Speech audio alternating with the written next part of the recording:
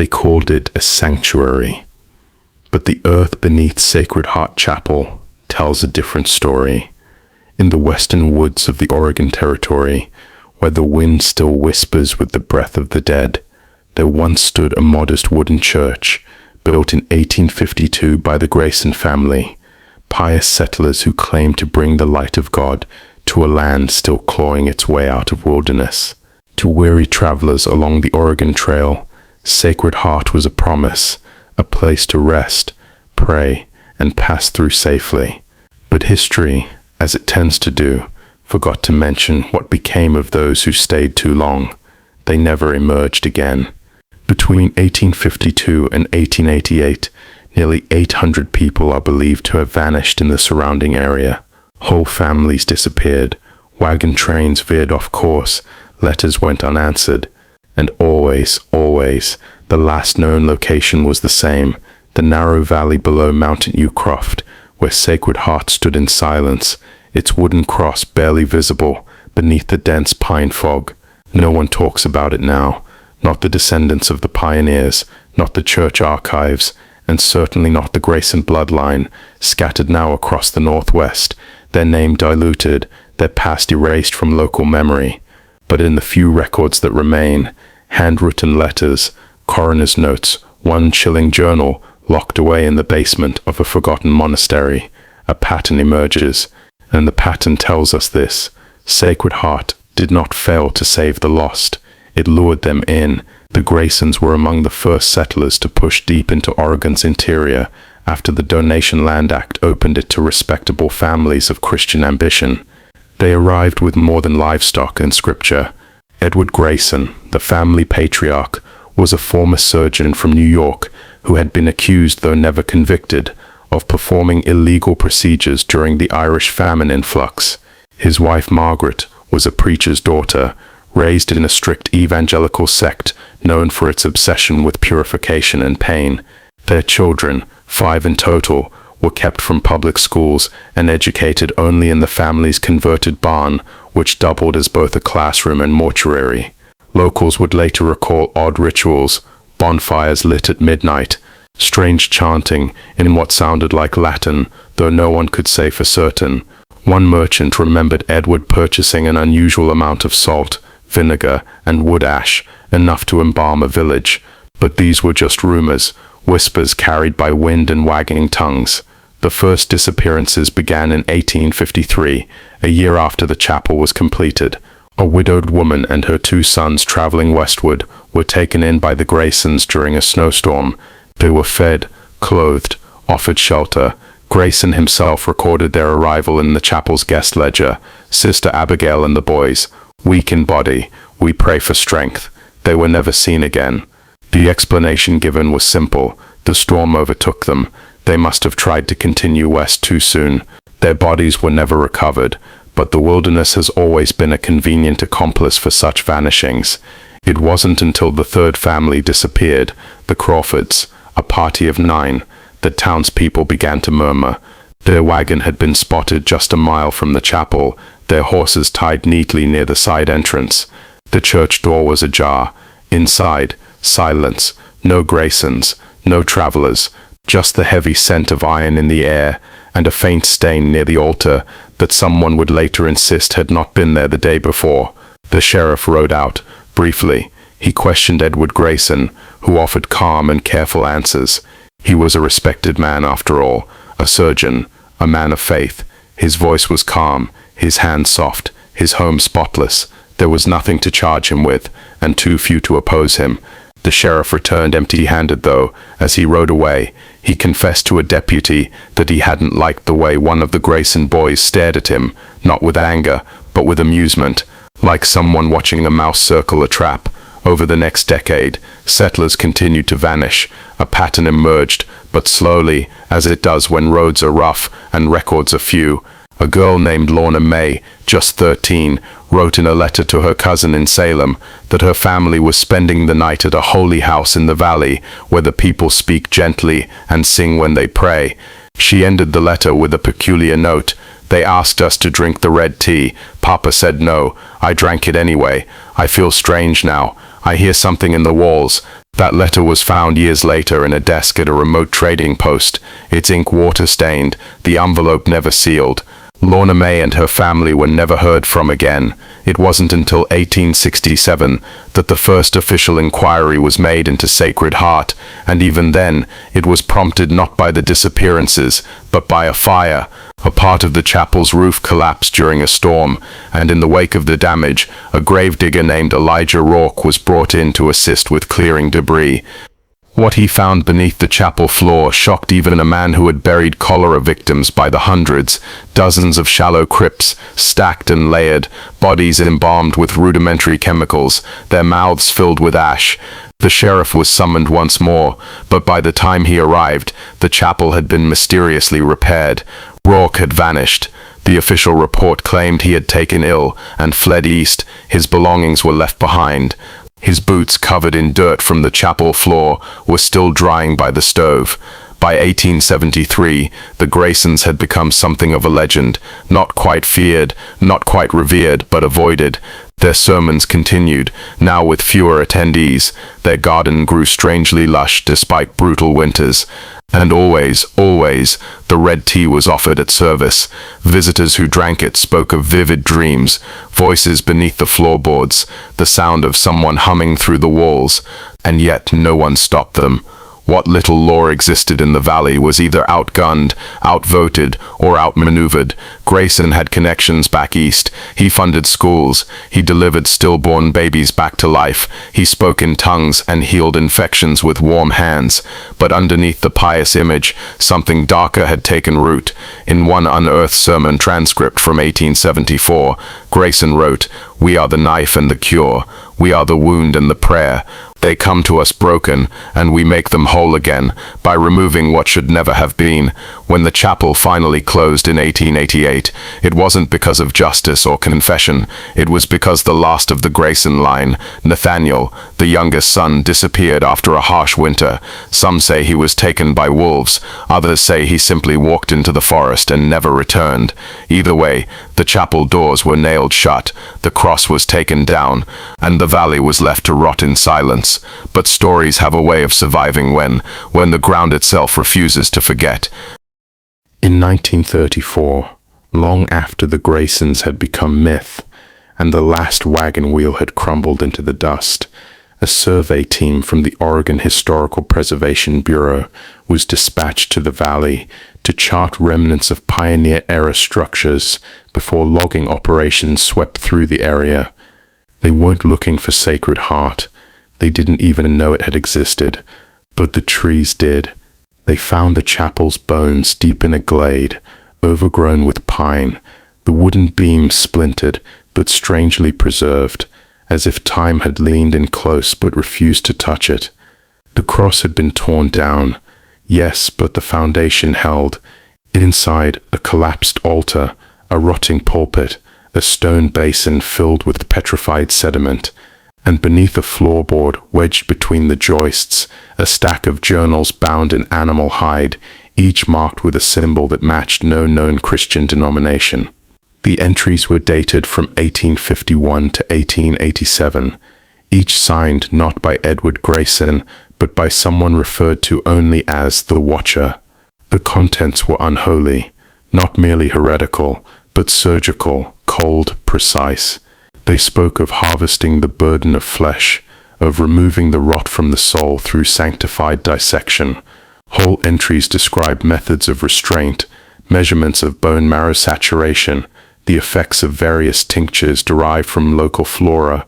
One passage recounted the preparation of a body for ascension, detailing how the internal organs were to be removed and replaced with salt, ash, and rosemary, before being laid beneath the altar for 40 days and 40 nights, until the spirit has uncoiled. This was not religion. It was ritualized butchery masked in scriptural cadence. The Bureau quietly archived the journals. No public announcement was made. The logs were simply listed as miscellaneous documents, unverified. But one of the surveyors, a man named Joseph Elridge, couldn't shake what he had seen. In a letter to his brother, he wrote, "These people were not madmen. They believed, truly believed, that they were saving lives, that every cut was sacred, every death an act of love. Old-timers in nearby towns claimed to remember stories, tales told by grandmothers about the blood priests of the pine. Children warned never to follow lantern lights in the woods. One woman, a nurse in Portland, claimed her great-grandmother had escaped Sacred Heart as a child, the only survivor of a family of 7. She was found wandering a creek bed, bloodied and barefoot, holding a rosary made of bone. She never spoke again. In 1952, the site was burned, not by accident, nor by nature. An anonymous fire, swift, deliberate, thorough. Only a few charred stones and rusted nails remain. Official records listed as an act of natural decay, accelerated by forest fire. But no other structures in the area were touched. Not a single tree around the perimeter was scorched. The blaze had a boundary, a perfect circle, as though it had been summoned. It should have ended there. The story should have died, reduced to folklore, folded into the dark corners of local history like so many other strange tales of the frontier. But history doesn't sleep. It waits. In 1989, 2 hikers stumbled across what appeared to be a collapsed cellar near the old site. Curious, they unearthed part of the entrance, revealing a crude stairwell descending into darkness. Inside, they found shelves, rows and rows of shelves lined with glass jars. Some were shattered, most were intact. Each contained fragments, teeth, knuckles, dried tongues, and clumps of hair suspended in reddish brine. Some jars were labeled with initials and dates, others bore inscriptions in an indecipherable cipher. One was labeled simply, Mother. The hikers never went public, but one of them, a woman named Callie Roster, began keeping a journal of her dreams afterward. Those pages would surface years later in a private estate sale. She wrote of children whispering to her from under the floor, of singing hymns in a language she had never learned, of a man with no face who stood at the foot of her bed and offered her a cup of something warm and red, night after night after night. She died in 1994 of acute dehydration. Her autopsy revealed her stomach was full, but not with food or water. The coroner listed the contents as unidentified fluid with high iron content. It matched no toxin. It matched no beverage. It matched nothing in the national database at all. It matched history. Despite this, Sacred Heart remained a ghost, unacknowledged by the state, forgotten by the church. No plaque was ever raised, no public inquiry made. Even modern-day ghost hunters avoid the area, not out of superstition, but instinct. Whatever lived there had not left, and still, records persist. In 2011, a document surfaced in a private online archive of historical medical texts. It appeared to be a transcript of a sermon, or perhaps a confession, recorded by Edward Grayson just months before his disappearance. The writing was erratic, blood-stained, frantic, but one passage was clear. The body is a prison, the soul is a scream, the chapel is not a house of God, it is a sieve through which the unwanted pass. We cleanse them not to save, but to discard, for only the hollow may ascend. Some believe the Graysons were part of a lost sect, a splinter cult that broke from European mortification movements in the 18th century, combining Christian doctrine with ancient Gnostic rites. Others claim they were simply insane, corrupted by isolation and unchecked authority. But the journals speak with too much clarity. The rituals were not improvisations, they were inherited, studied, honed, and perhaps worst of all, continued. In 2019, a construction crew working near Maintolf, Ucroft unearthed a sealed crate embedded in the hillside. Inside were 5 human skulls, each engraved with a cross-like symbol, and a 6th, smaller one, untouched. The crate was lined with wax and lavender sprigs, a method consistent with 19th century body preservation techniques. The investigation was closed within weeks. No DNA matches, no further digging allowed. The site was resealed and reclassified as ecologically sensitive, but something had shifted.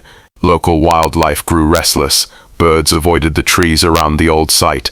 Campers began reporting distant singing at night. Some swore they saw figures moving between the trees, not running, not walking, but drifting, as if tied to invisible strings. And through it all, a single name began appearing in graffiti across towns and trails.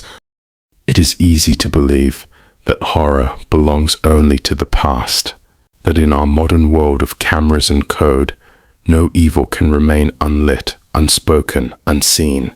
But Sacred Heart was never about spectacle. It thrived in silence, in the slow turning of wood against bone, in the whispered prayers recited not to a God of mercy, but to something older, something hungrier.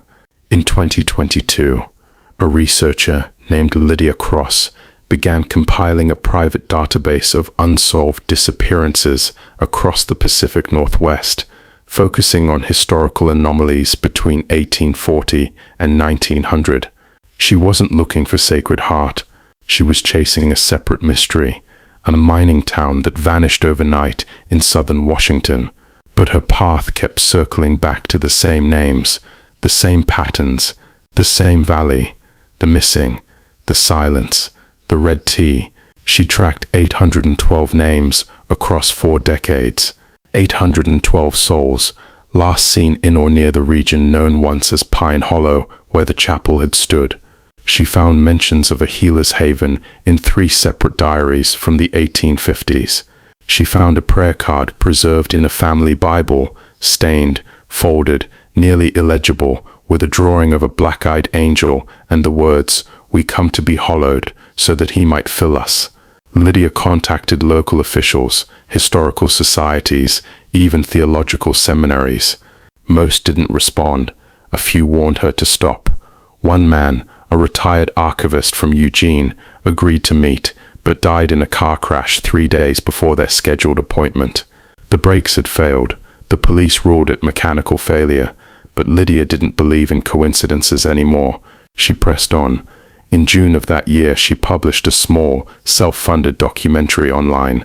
It received fewer than 1,000 views before being taken down for violating terms of service. No appeal was granted. Her accounts were locked. Her research site, gone. But a handful of viewers had already mirrored the video. In it, Lydia walks the woods near Mount Ucroft. She reads aloud excerpts from the Watcher's journals. She speaks of an empty God that must be fed, and of hymns sung in reverse, in which children offer up their parents' names like sacrifices. At one point, she stops mid-sentence. The camera shakes. A sound, low, resonant, like a moan pressed through stone, echoes behind her. She does not turn around. She only whispers, "It's still here," before the feed cuts out. That was the last anyone heard from Lydia Cross.